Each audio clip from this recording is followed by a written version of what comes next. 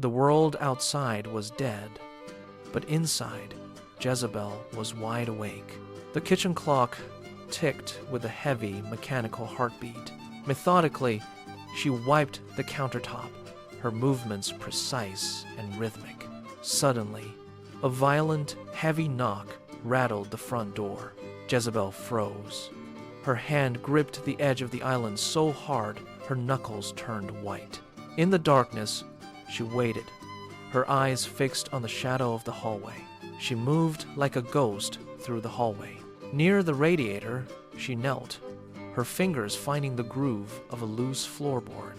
Beneath the dust lay a heavy, black-taped envelope.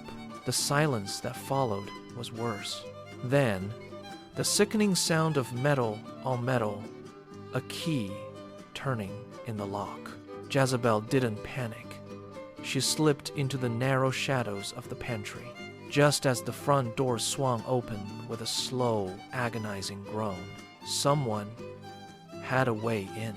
A man in a gray coat stepped into the light.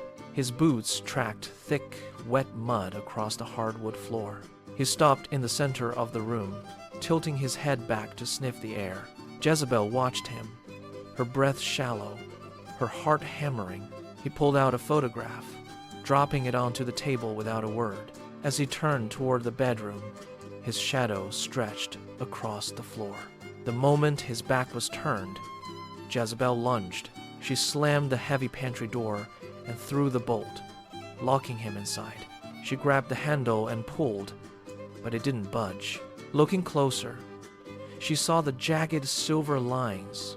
The door had been welded shut. She was trapped.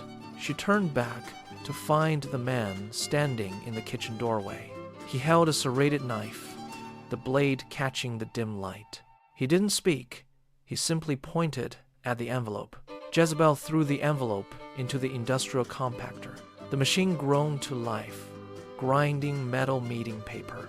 The man lunged with a snarl. Jezebel ducked, her hand finding the handle of a heavy skillet. The iron connected with his shoulder with a dull thud. She shattered the window and leapt. The fire escape bit into her hands. Below, a sedan waited. She hit the pavement and scrambled inside. As the house vanished, she knew the hunt had only just begun.